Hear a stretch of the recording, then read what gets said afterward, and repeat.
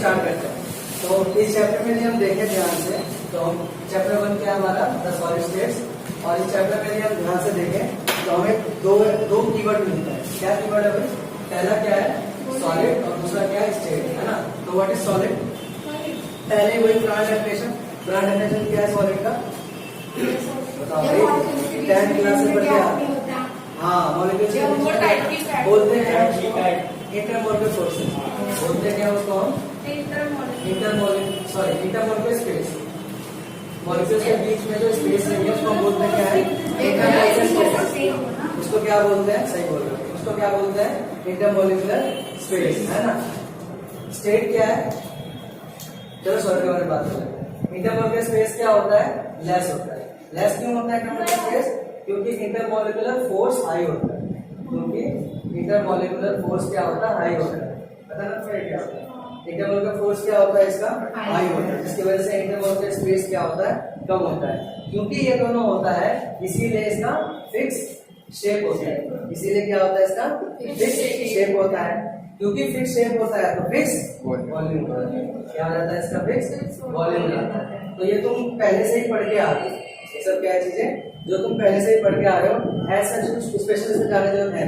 Solid knowledge जो भी होता है, डक्टिबिलिटी, मेलेबिलिटी, हाँ वो तो ऑलरेडी नोन है, उसको कुछ खास पढ़ के हमें कुछ मिलने वाला नहीं। स्टेट क्या होता है? हिंदी में क्या बोलते हैं इसको? अवस्था। हिंदी में क्या बोलते हैं इसको? अवस्था। तो स्टेट का क्या मतलब है? जिस चीज में एग्जिस्ट करता है, जिसमें वो एग्जिस्ट करता है, एग्जिस्टेंस के बारे में बता रहा है। स्टेट मतलब क्या है? एग्जिस्टेंस। बस इसी का एक अलग वर्ड ही समझ लो। स्टेट क्या है? इसी का एक दूसरा वर्ड। ये क्या बता रहा है? एग्जिस्टेंस। तो सॉलिड एग्जिस्टेंस, सॉलिड चीजें हम ये पढ़ने वाले चैप्टर में, ठीक है। आई बात समझ? हाँ। और पहले हम डिस्कस तो कर ही चुके हैं, गैस क्यों पढ़ रहे हैं। अच्छा ये बताओ क्यों पढ़ रहे हैं सॉलिड? क्या जरूरत है? सॉलिड क्यों पढ़ रहे हैं? ट्वेल्थ केमिस्ट्री इतना जिंदगी पढ़ाई में लगाया हमने सॉलिड पढ़ने के लिए। क्यों पढ़ते हैं solid? Why do we study solid? Why? बोलो बोलो, उसको बोलो। हमारे आसपास सॉलिड पढ़ना चाहिए, सॉलिड पढ़ना चाहिए, लेकिन क्यों पढ़ना चाहिए? आसपास सॉलिड ताकि हमें क्या पता चले? बताओ बताओ। देखो जो सॉलिड स्टेट है ना, ये वो स्टेट है जो हमें स्टेबिलिटी प्रोवाइड कराता है। सॉलिड स्टेट वो स्टेट है जो हमें क्या प्रोवाइड कराता है? स्टेबिलिटी प्रोवाइड कराता है। यदि सॉलिड स्टेट नहीं होता तो कोई भी मटेरियल थिंग एग्जिस्ट नहीं करती, कोई मटेरियल थिंग क्या करते? एग्जिस्ट नहीं करती। और ये जो स्टेट है ये one of the most important state है। कैसे कैसे इंपॉर्टेंट स्टेट है? क्योंकि इसी से हम क्या बनाते हैं? जितने भी हमारी दवाई है ना, दवाई यानी कि मेडिसिन है, ये सब किस स्टेट में है? सॉलिड स्टेट्स में, है ना। हमारे बुक्स, रॉकेट, मिसाइल और जो बाकी चीजें हैं, ये कौन से स्टेट में है? सॉलिड स्टेट्स में। इसलिए सॉलिड स्टेट को पढ़ना बहुत ही जरूरी है। आई बस हाँ, सॉलिड स्टेट क्यों पढ़ना है? क्योंकि एवरीडे लाइफ में जो सॉलिड स्टेट है उसका क्या है? बहुत ही ज्यादा इंपॉर्टेंस है। एवरीडे लाइफ हमारा सॉलिड के बिना नहीं जा सकता, है ना। कोई भी थिंग आसपास के तुम देखो, यदि उसमें सॉलिड स्टेट इन्वॉल्व ना हो तो बताओ कोई भी चीज है कोई ऐसी जिसमें सॉलिड ना इन्वॉल्व हो? ऐसा नहीं है ना। इसी वजह से हमें इसको पढ़ना जरूरी है। आया सर? इसलिए हमें सॉलिड को पढ़ना बहुत जरूरी है। यदि हम सॉलिड को अवॉइड करते हैं स्टडीज में तो ये नहीं हो सकता। अच्छा एक इसमें यदि हम डिटेल में जाएं, यदि हम देखें जो मटेरियल यूज है हमारा, जो हमारा मटेरियल यूज है, वो मटेरियल यूज जो हम करते हैं आजकल हम बहुत ही स्पेसिफिक हो रहे हैं। जैसे कि बिल्डिंग मटेरियल में स्पेसिफिक हो रहे हैं, हम अपने शूज के जो अपने इनमें हम स्पेसिफिक हो रहे हैं, या जैसे कि फोन है, उसके अंदर हमारा लिथियम पॉलीमर का बैटरी होता है। इसका होता है लिथियम पॉलीमर का बैटरी होता है। यदि हम लिथियम पॉलीमर के सॉलिड को पढ़े, इसकी प्रॉपर्टीज को यदि हम जाने सही से, तो ऑब्वियसली है कि हम बैटरी के पोटेंशियल को इंक्रीज कर सकते हैं, है ना। बैटरी के प्रॉपर्टी को और एनहांस कर सकते हैं। इसी तरह से जैसे कि सपोज करो सॉलिड का कोई और यूज बताओ, कहीं पे सॉलिड ज्यादा यूज होता हो बताओ। हाँ जैसे कि एरोप्लेन में जो हम मेटल यूज कर रहे हैं, उसमें हमें एक स्पेशल टाइप ऑफ मेटल चाहिए। यदि हम मेटल के प्रॉपर्टीज को समझते हैं तो एरोप्लेन को हम और लाइट और स्ट्रॉन्ग बना सकते हैं, जिससे कि हमारा फ्यूल का जो खर्चा है वो क्या हो जाएगा, कम हो जाएगा। आई बात समझ में? ठीक है, तो ये सब कुछ एक चीजें हैं जिसकी वजह से हमें सॉलिड को पढ़ना ही चाहिए। यदि हम सॉलिड को नहीं पढ़ते हैं तो हम इन सब चीजों में इम्प्रूव भी नहीं कर पाएंगे। बहुत छोटा मोटा एग्जांपल दिया है मैंने, बट इससे बहुत बड़े बड़े एग्जांपल्स भी हैं। ठीक है, यदि हम सॉलिड को पढ़ें तो हम उन सब में इम्प्रूवमेंट कर सकते हैं, उन सबको हम इनहेंस कर सकते हैं। ठीक है, समझ में आया बात? इसलिए हम सॉलिड को पढ़ते हैं। ठीक है, अच्छा, जनरल कैरेक्टरिस्टिक हमें ऑलरेडी पता है सॉलिड के, जो हमने अभी जस्ट डिस्कस किए थे। क्या चीज? High intermolecular forces, less intermolecular space, fix volume, fix shape, ductility, visibility. ठीक है, ये सब सॉलिड के क्या है, प्रॉपर्टीज है। आई वाज समझ? ठीक है, अब नेक्स्ट जो टॉपिक इंपॉर्टेंट है, जो मेजर इंपॉर्टेंट टॉपिक है हमारे लिए, वो है classification of solids.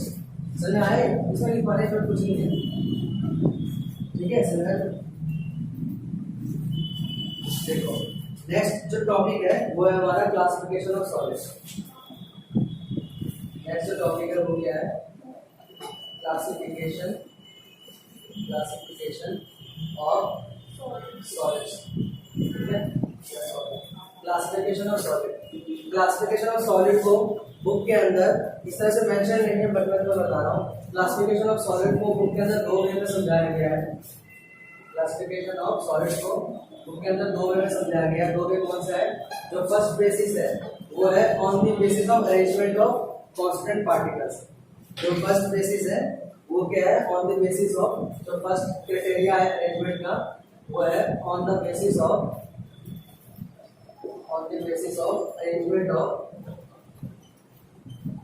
arrangement of consequent particles। ठीक है, ये फर्स्ट बेसिस है क्लासिफिकेशन का, और जो सेकंड बेसिस है क्लासिफिकेशन का वो है इंटरेक्शन के ऊपर। जो कॉन्स्टेंट पार्टिकल्स हैं वो कैसे इंटरेक्ट करते हैं, on the nature of intermolecular forces. Interaction का मतलब क्या है? Intermolecular forces. जो सेकंड है वो क्या है? on the basis of intermolecular forces। on the basis of intermolecular forces। ठीक है, समझाए? उसके अंदर क्लासिफिकेशन ऑफ सॉलिड को दो बेसिस में पढ़ाया गया है। जो पहला बेसिस है वो क्या है? On the basis of arrangement of constant particles. On the basis of arrangement of constant particles. और जो सेकंड बेसिस है वो क्या है? On the basis of intermolecular forces. On the basis of intermolecular forces. यदि हम इसके अंदर देखें अब तो इसमें फर्दर दो कैटेगरीज है। इसमें फर्दर दो कैटेगरीज है। कितनी कैटेगरीज है इसमें? दो कैटेगरी है। फर्स्ट वन जो है इसका अंदर जो फर्स्ट कैटेगरी है वो क्या है? Crystalline solid. फर्स्ट क्या है इसमें? Crystalline solids. और जो सेकंड कैटेगरी है इसके अंदर, जो इसके अंदर सेकंड कैटेगरी है वो क्या है? Amorphous solid. तो सेकंड कैटेगरी है वो क्या है? Amorphous solid. सेकंड कैटेगरी क्या है इसके अंदर? Amorphous solid. और on the basis of molecular forces इसके चार कैटेगरी। कितने कैटेगरी है? चार कैटेगरी। ठीक है, जो पहला कैटेगरी वो क्या है? Molecular solids. जो पहला कैटेगरी वो क्या है? Molecular solids. जो सेकंड है वो क्या है? आयनिक सॉलिड्स। जो सेकंड है वो क्या है? आयनिक सॉलिड्स। जो थर्ड है वो क्या है? Metallic solids. थर्ड क्या है? Metallic solids. और जो फोर्थ है वो क्या है? Covalent solids. कोवेलेंट या नेटवर्क सॉलिड। कोवेलेंट या नेटवर्क सॉलिड्स। ठीक है, ये ब्रॉड कैटेगरी को समझ में आई तुम्हें? हमें एक एक को पढ़ना है, बट ये समझ में आएगा तुम्हें? क्लासिफिकेशन ऑफ सॉलिड एक टॉपिक है, इंपॉर्टेंट टॉपिक है। जैसे भी मैं टॉपिक पे स्टार लगाऊं इसका मतलब क्या है? वो इंपॉर्टेंट है। इसमें से बहुत सारे क्वेश्चन आने के चांसेस है। स्टार लगाने का ये मतलब होता है जो नए बालक है, तो क्लासिफिकेशन ऑफ सॉलिड जब भी मैं कोई स्टार लगाऊं तो मतलब वो उससे क्वेश्चन आने हैं पेपर। ठीक है, इससे क्वेश्चन आने वाला टॉपिक है ये classification of solid. Classification of solid दो बेसिस पे कर रहे हैं बुक के अंदर। बुक के अंदर जो हमारी एनसीईआरटी बुक है वो दो बेसिस पे करती है। जो पहला बेसिस है अरेंजमेंट ऑफ कांस्टेंट पार्टिकल्स, मतलब कि सॉलिड जिनसे मिलकर बनाए ना वो किस तरह से अरेंज है। ठीक है, और जो सेकंड कैटेगरी है वो क्या है? On the basis of intermolecular forces.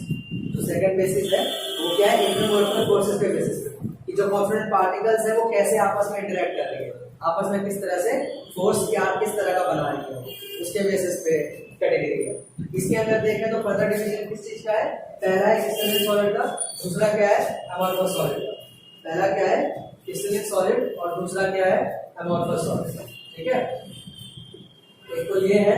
उसके बाद जब तुम इसके ऊपर आओगे एटम ऑफ फोर्सेस पे, तो पहला है मॉलिक्यूलर सॉलिड्स। नाम पता है कि सॉलिड जो होंगे वो मॉलिक्यूल्स के द्वारा बने होंगे। आयनिक सॉलिड से साफ साफ नाम पता चल रहा है कि आयंस के थ्रू से बना होगा। मेटेलिक सॉलिड से पता चल रहा है साफ साफ कि मेटल से बना हुआ सॉलिड होगा।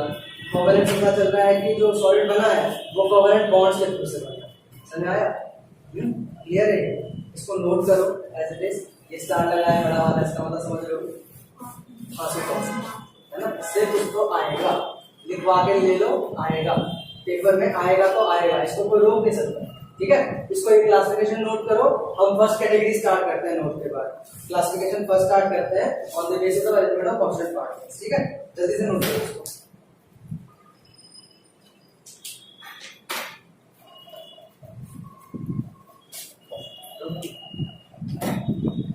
नोट करो, नोट करो।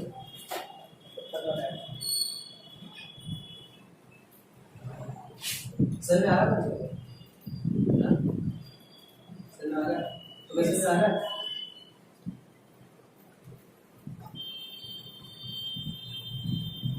वीडियो देखने वाले बाल को तुम्हें भी नोट करना है।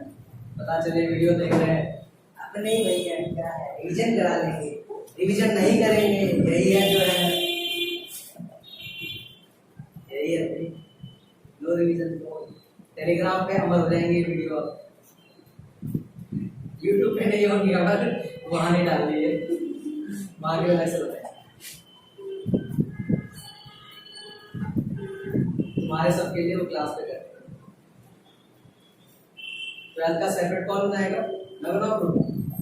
चलो मैं बनाता हूँ। ठीक है, 12th वालों का सेपरेट टेलीग्राम। ठीक है, वीडियो की वहाँ लिमिट चली जाती है ना थोड़ी सी। मैं इसमें एडिट नहीं करूँगा, मैं ऐसे डाल दूंगा इसको। ठीक है, ताकि बच्चे देख सकें क्लासेस। ये 1 GB के बने, 2 GB के बने, तो ऐसे अपलोड कर देंगे। और राइट से जब कोई पायरेसी नहीं करेगा इस वीडियो का। अरे करते हैं, चलो जल्दी नोट करो इसको, जल्दी से करो फटाफट से।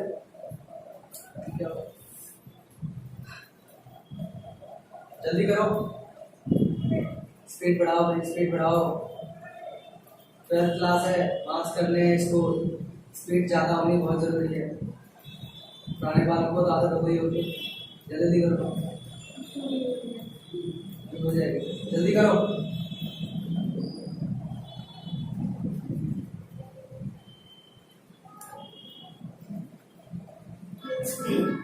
जल्दी नोट करो।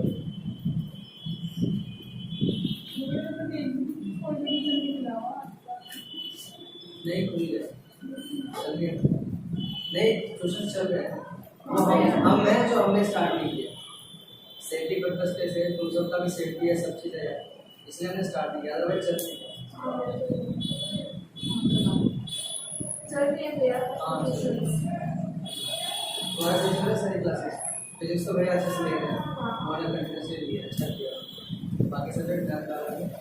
मैथ का सैटरडे का कुछ पढ़ रही हूँ,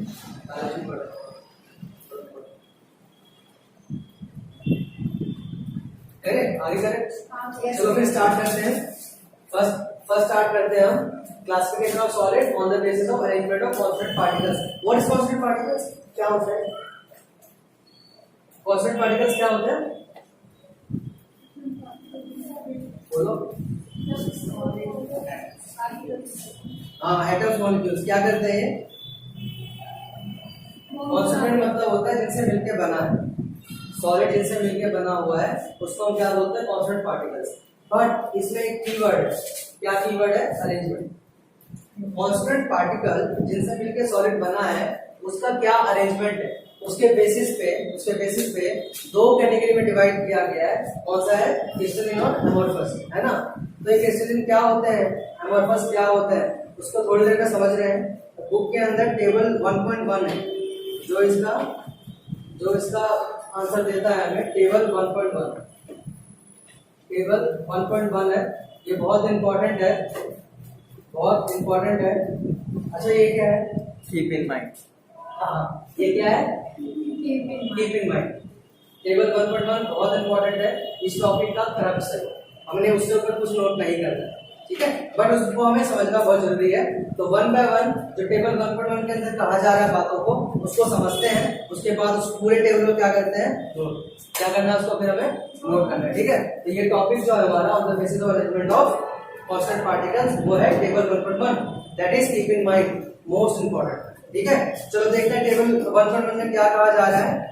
टेबल 1.1 में ये कहा जा रहा है शेप के बारे में, क्रिस्टलीन सॉलिड के लिए कहा जा रहा है डेफिनेट कैरेक्टरिस्टिक ज्योमेट्रिक शेप, उनका क्रिस्टलीन सॉलिड का डेफिनेट कैरेक्टरिस्टिक शेप होता है, एमोर्फस सॉलिड का इर्रेगुलर शेप होता है, एमोर्फस सॉलिड का इर्रेगुलर शेप होता है। अब ये क्या है भाई, अब ये क्या है, ये क्या जादू है ना, अरेंजमेंट। तो अरेंजमेंट सीखते हैं पहले, ठीक है। दो तरह के अरेंजमेंट में इसको समझने की जरूरत है, बहुत ही सिंपल तरीके से समझते हैं। और ये एबी क्या है, ये कांस्टेंट पार्टिकल है, तो ज्यादा इस पे दिमाग नहीं लगाना है हमें।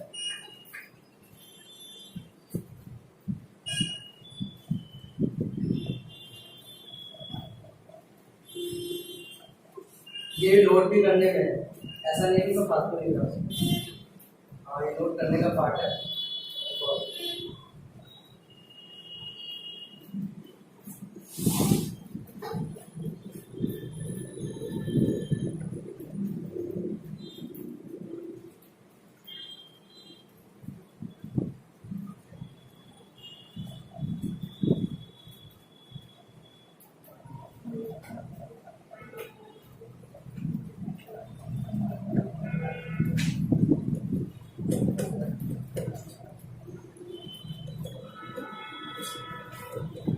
देखो जो फर्स्ट ऑर्डर मैंने बनाया है, इसमें से तुम ध्यान से देखो तो कांस्टेंट पार्टिकल ए बी है, इसमें भी कांस्टेंट पार्टिकल क्या है, ए बी है।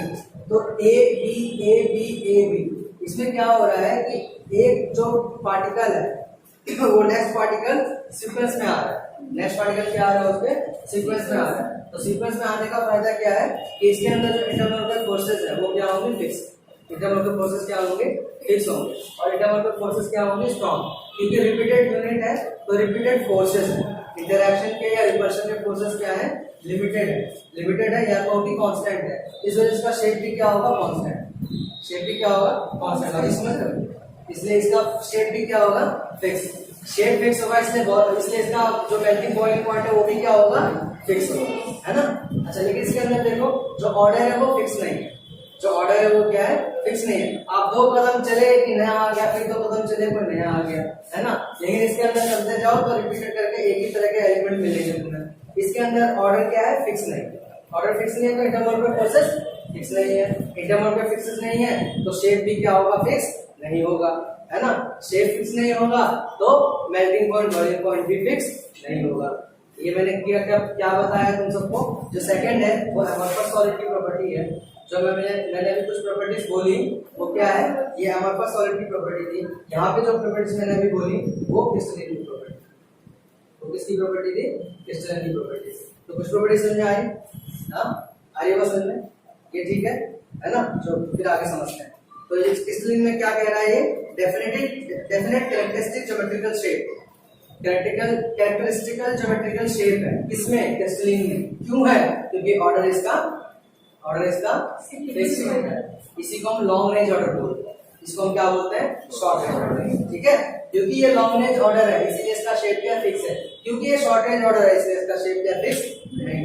सेकंड पॉइंट देखते हैं क्या कहता है, match at a sharp and characteristic temperature. You already understood that, क्योंकि इसका ऑर्डर फिक्स है, that's why it have a fix या a characteristic boiling melting point, but it will not have, why it will not have, because it doesn't have any long range order or a fixed line of order of constant particles, ठीक है। इस वजह से क्या होगा, इसका melting point, boiling point एक fix range में नहीं होगा, बट एक रेंज में होगा, एक फिक्स पॉइंट पे नहीं होगा, शार्प पॉइंट नहीं होगा। 100 पे ही क्या बोलते हैं, 300 केल्विन पे ही बॉइल होगा, ऐसा इसमें नहीं होगा, पर इसमें होगा, ठीक है। समझ गए लॉजिक क्या उसके पीछे, ठीक है। ये क्लियर है यहाँ तक, सेकंड पॉइंट तक। थर्ड पॉइंट देखते हैं, when cut with the sharp edge tool, देखो जब इसको हम काटेंगे, क्रिस्टलिन सॉलिड जब हम काटेंगे तो ये क्या होगा, तो इक्वल पार्ट में कट हो जाएगा, लेकिन जो सरफेस है वो स्मूथ होगा।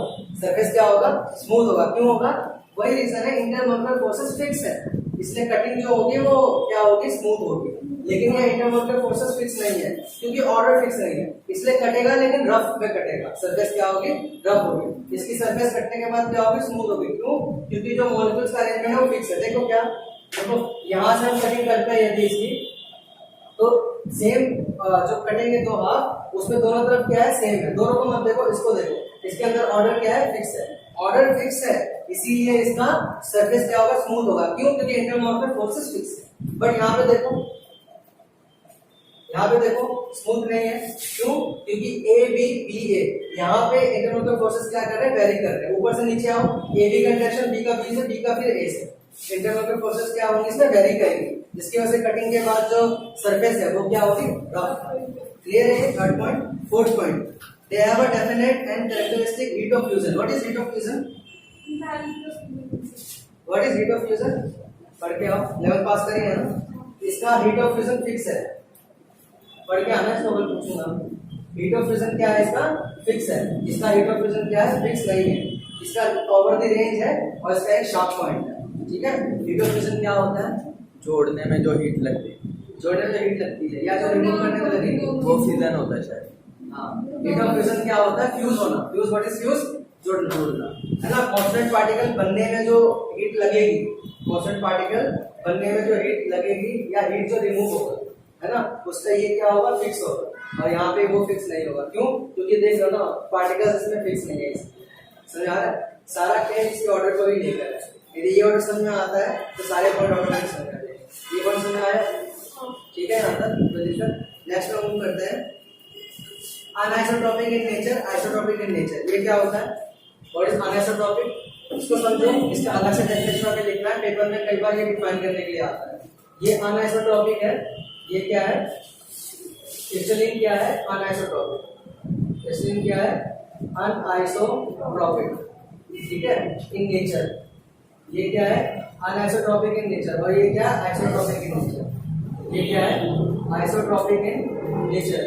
ये क्या होता है, समझ लो ध्यान से।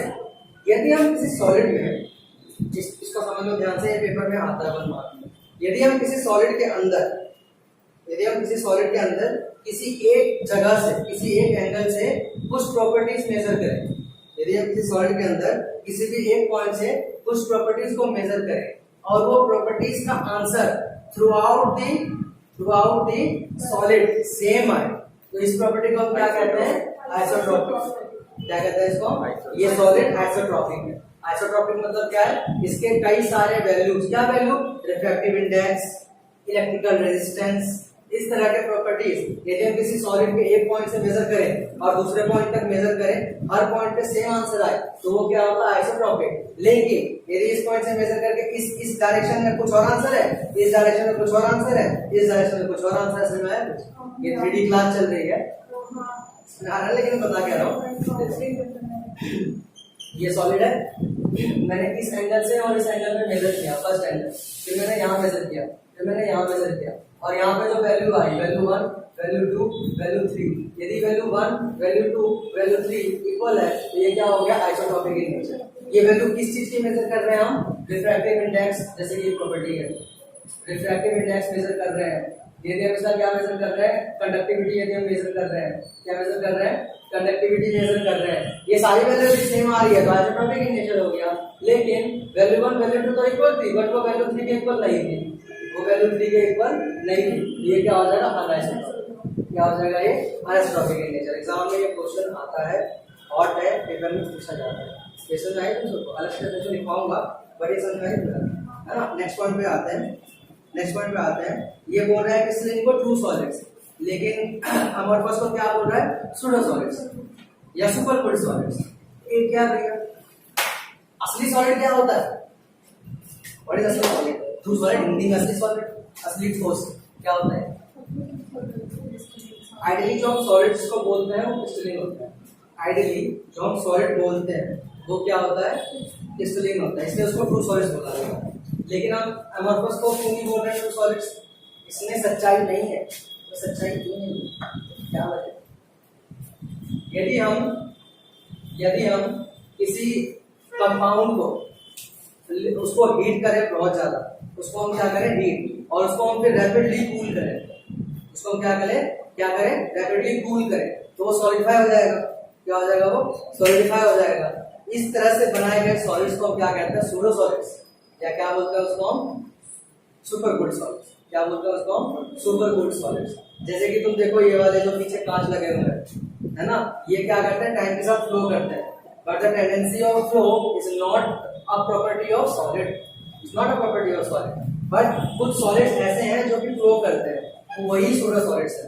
स्कूल के लगे हुए जो कांच है, यदि तुम उसको छुओ, पुराने कांच को, ऊपर पतला होगा नीचे मोटा होगा, फेस नोट करना है ना, नोट करना। नीचे मोटा क्यों है? क्योंकि ऊपर का मटेरियल नीचे आके बैठ गया है, फ्लो हो रहा है। तो जिस सॉलिड में फ्लो की टेंडेंसी होती है उसको हम सूडो सॉलिड क्या बोलते हैं? उसको सूडो सॉलिड्स। नेक्स्ट वन देखते हैं, long range order, short range order. मैं समझा चुका हूं पहले ही, इसमें में लॉन्ग रेंज ऑर्डर है, इसमें क्या है? शॉर्ट रेंज ऑर्डर है। ये क्या होता है? लॉन्ग शॉर्ट क्या है? देखो AB AB AB AB AB AB fix है, लॉन्ग दूर तक सेम ऑर्डर, ये लॉन्ग रेंज ऑर्डर है।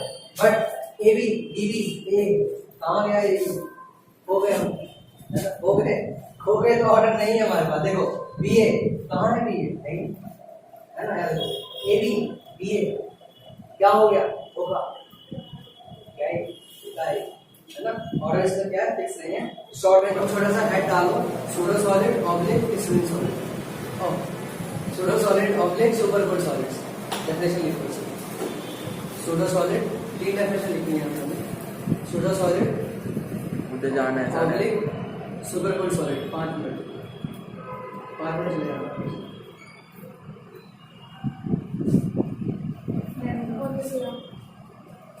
एक second,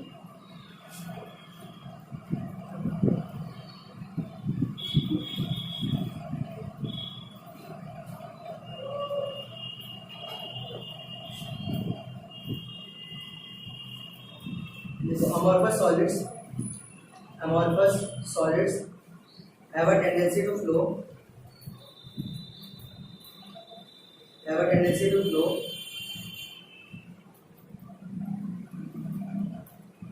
which is very slow, due to which they are called as pseudo solids or super good solids, ठीक है। This tendency of flow gave them name of pseudo solids, ठीक है। जो tendency flow होती है इसीलिए इनको सूडो बोलते हैं, फॉल्स सॉलिड है, तो सॉलिड ही बट फ्लो नहीं करने चाहिए, फ्लो कर रहे हैं इसलिए उनको सूडो सॉलिड्स कह रहे हैं। जिससे एक प्रॉपर्टी क्या है? मिल्की हो जाते हैं ये ग्लासेस अपीयर्स मिल्की, है ना। एग्जांपल में लिख सकते हो ग्लासेस अपीयर्स मिल्की, ग्लासेस कांच अपीयर्स मिल्की, ओल्ड ग्लासेस लिखते हैं, ओल्ड ग्लासेस अपीयर मिल्की, ठीक है। ऐसे करके लिख लो, ऐसे करके आइसोट्रोपिक अनआइसोट्रोपिक, एक लाइन की डेफिनेशन, अनआइसोट्रोपिक आइसोट्रोपिक, एक लाइन की डेफिनेशन कंपैरिजन पे लिखो।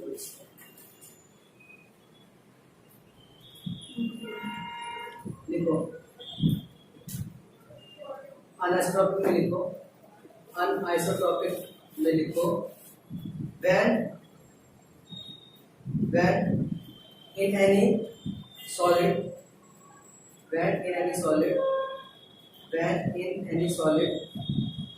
physical properties such as electrical resistance, refractive index, when in any solid physical properties such as electrical resistance, refractive index, etc. shows different values when measured along different directions is anisotropic nature, ठीक है। Just इसका opposite है isotropic. Isotropic में क्या लिखोगे? when any solid shows same properties, physical properties such as this and that when measured through different directions. इनमें क्या show करते हैं? सेम शो करते हैं. ठीक है, बस यही है, इसका जस्ट अपोजिट डेफिनेशन है. क्लियर है? ये आपको समझ में आया? इसकी सेकंड कैटेगरी हमारा पेंडिंग रह गया. ये वाला जो कैटेगरी है आज टाइम हो गया, सेकंड कैटेगरी करते हैं.